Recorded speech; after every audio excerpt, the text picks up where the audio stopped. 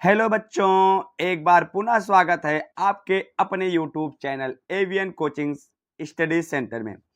आज का यह वीडियो सेशन बहुत ही महत्वपूर्ण होने जा रहा है क्योंकि आज के इस वीडियो सेशन में 12th बायोलॉजी के चैप्टर नंबर फर्स्ट पुष्पीय पौधों में लैंगिक जनन के 25 महत्वपूर्ण बहुविकल्पी प्रश्न को बताया जाएगा। तो पेन और कॉपी लेकर बैठ जाइए क्योंकि अब आपको रोजाना एक चैप्टर बायोलॉजी के प्रत्येक चैप्टर की बहुविकल्पी और मोस्ट इंपॉर्टेंट क्वेश्चन लगातार मिलती रहेगी। तो चलते हम शुरुआत करते हैं पहला क्वेश्चन से। पहला क्वेश्चन क्या है? पराग कोश में सबसे भीतरी स्तर टेपिटम है, जिसका मुख्य कार्य क्या होता है? आपको पता है पराग कोश में जो सबसे भीतरी परत होती है उसी को टेपिटम बोला जाता है। उसका मुख्य कार्य होता है सूक्ष्म बीजाणुओं के पोषण में सहायक होना। तो नोट डाउन करते जाइएगा। तो क्योंकि यह बोर्ड एग्जाम के लिए बहुत ही महत्वपूर्ण है तो कॉपी पेन लेकर के सभी क्वेश्चन को नोट डाउन करिएगा। और अगर आपको आंसर पहले से ही पता है तो आप कमेंट करके जरूर बताइएगा। चलिए दूसरा क्वेश्चन देखते हैं। द्विनिषेचन की खोज किसने किया? तो आप सभी जानते हैं द्विनिषेचन की खोज नवासिन ने किया था। किसने किया था? नवासिन ने किया था। चलिए आगे बढ़ते हैं। तीसरा क्वेश्चन है कि बिना निषेचन भ्रूण निर्माण की प्रक्रिया क्या कहलाती है? आप जानते हैं बिना निषेचन के भ्रूण निर्माण की प्रक्रिया अनिषेक जनन कहलाती है। अगर यही क्वेश्चन बन जाता बिना निषेचन के फल निर्माण की प्रक्रिया तो हो जाता है वहां पर अनिषेक फलन हो जाता है। लेकिन यहाँ पर पूछा क्या गया है? तो बिना निषेचन के भ्रूण निर्माण की प्रक्रिया, तो क्या ऑप्शन हो जाएगा? अनिषेक जनन।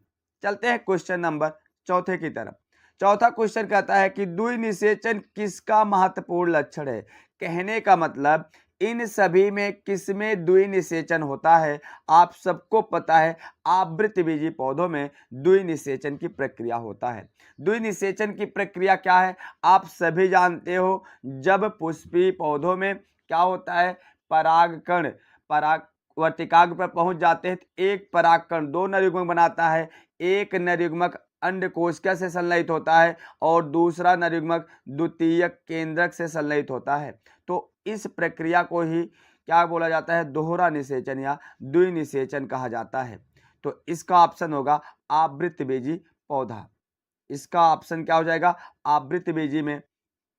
अब अगला दिया है आवृतबीजी में पौधों में पुंकेसर है, माने पुंकेसर किसका भाग है? आप सभी जानते हो पुंकेसर नर जननांग होता है।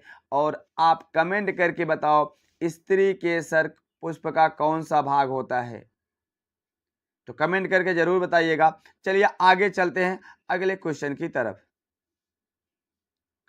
अगला क्वेश्चन है क्वेश्चन नंबर छठा क्वेश्चन है मादा जनन तंत्र का भाग है, मतलब पुष्प में कौन सा मादा जनन तंत्र होता है? आप जानते हो परागकण, पुंकेसर और पराग मात्र कोशिका ये नर भाग होते हैं। कैसे भाग होते हैं? नर जननांग भाग होते हैं।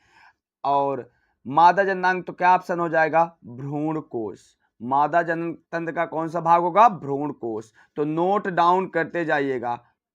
चलिए अगला है क्वेश्चन नंबर 7। बीज का निर्माण होता है किससे होता है? आप जानते हो जब पूरी प्रक्रिया हो जाती है पुष्प में, अंडाशय फल में बदलता है। अंडाशय किस में बदलेगा? फल में। और बीजांड किस में बदलता है? बीज में बदलता है। याद रखना अंडाशय किस में बदलेगा? फल में। और बीजांड किस में बदलेगा? बीज में बदलता है। तो चलिए क्वेश्चन नंबर 8 पर चलते हैं।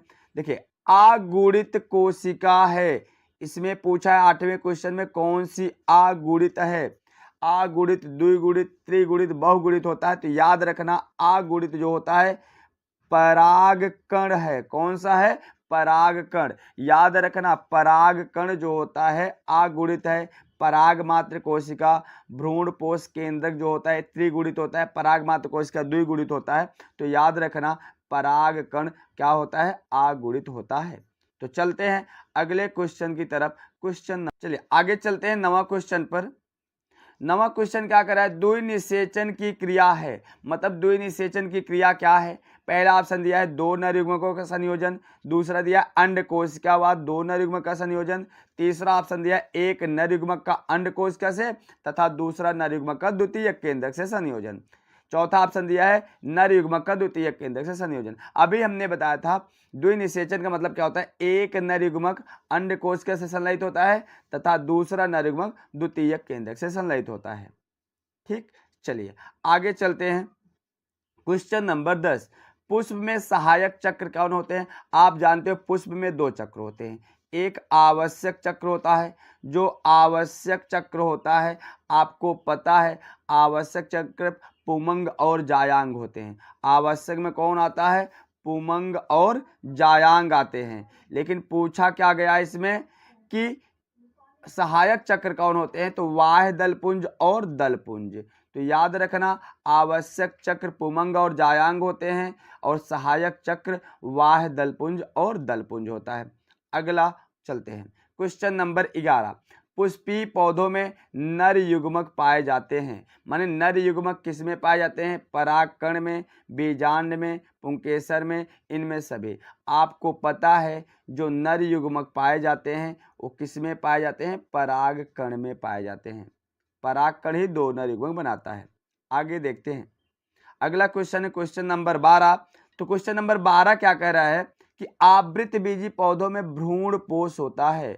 भ्रूणपोष हमने बताया त्रिगुणित होता है। भ्रूणपोष क्या होगा, त्रिगुणित होगा, क्योंकि भ्रूणपोष का निर्माण कब होता है, याद रखना भ्रूणपोष का निर्माण जब एक नर युग्मक और द्वितीयक केंद्रक, नर युग्मक और कौन से संलयित होते हैं, द्वितीयक केंद्रक संलयित होते हैं, तो किसका निर्माण हो जाता है, भ्रूणपोष का। तो इसलिए क्या हो जाएगा, त्रिगुणित होगा। तो चलिए अगला क्वेश्चन है, ध्रुवीय केंद्रक किस में पाए जाते हैं। आपको पता है ध्रुवीय केंद्रक जो होते हैं भ्रूण कोश में पाए जाते हैं। चलिए अगला क्वेश्चन चलते हैं, द्वितीयक केंद्रक का निर्माण कब होता है। तो याद रखना जब दो ध्रुवीय केंद्रक मिलते हैं तो किसका निर्माण होता है, द्वितीयक केंद्रक, ध्रुवीय केंद्रक का। चलिए क्वेश्चन नंबर 15 चलते हैं। क्वेश्चन नंबर 15 है, भ्रूणपोष में स्थित द्वितीयक केंद्रक से जब नर युग्मक संयोजन होता है, तो आप याद रखना क्योंकि द्वितीयक केंद्रक है और नर युग्मक दोनों मिलकर किसका निर्माण करते हैं, त्रिसंलयन का। जब चलिए क्वेश्चन नंबर 16 देखते हैं।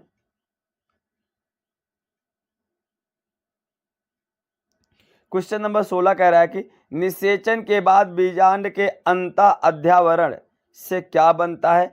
आप याद रखना अंतः अध्यावरण से अंतः कवच बनता है। अगला क्वेश्चन है, एक पराग कोश में परागधानियों की संख्या कितनी होती है। तो आपको पता है एक पराग कोश में कितने प्रकोष्ठ होते हैं, 4 प्रकोष्ठ होते हैं। Option number B is right.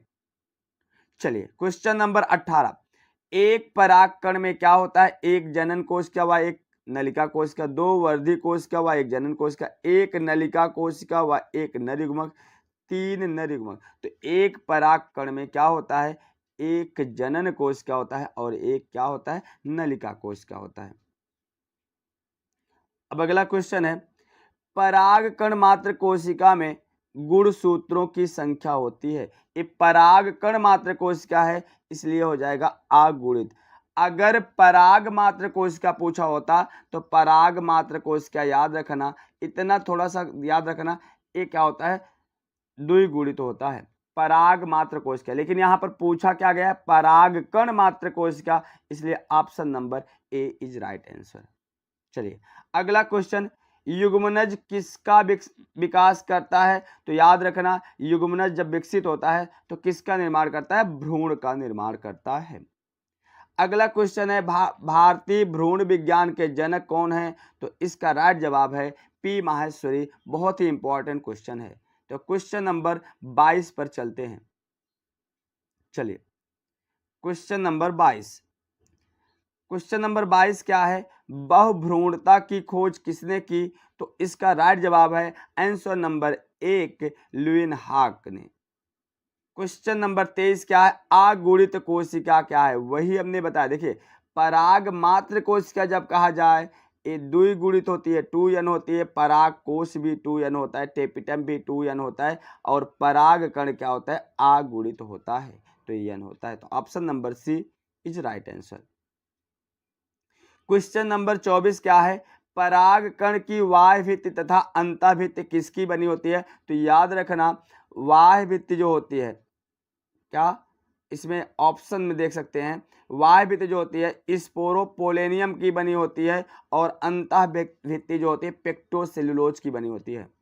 देखिए इसमें यही दिया है ना कि पराग कण की बाह्य भित्ति माने बाहरी परत किसकी बनी होती है? तो याद रखना स्पोरोपोलेनियम, जिसका जैविक अपघटन नहीं होता है, जबकि अंतः भित्ति जो होती है पेक्टोसेलुलोज की बनी होती है। तो option number B is right answer. चलिए अगला क्वेश्चन, लास्ट क्वेश्चन है, मकरंद उत्पन्न करने वाले पुष्प, जो सुगंध उत्पन्न करने वाले पुष्प होते हैं, क्या होते हैं? वायु परागित, जल परागित, और पक्षी परागित या कीट परागित। आपको पता है यही मकरंद जो होते हैं कीट को आकर्षित करते हैं, जो परागण में सहायता प्रदान करते हैं। तो option number D is right answer. तो बस आज के इस वीडियो में इतना ही।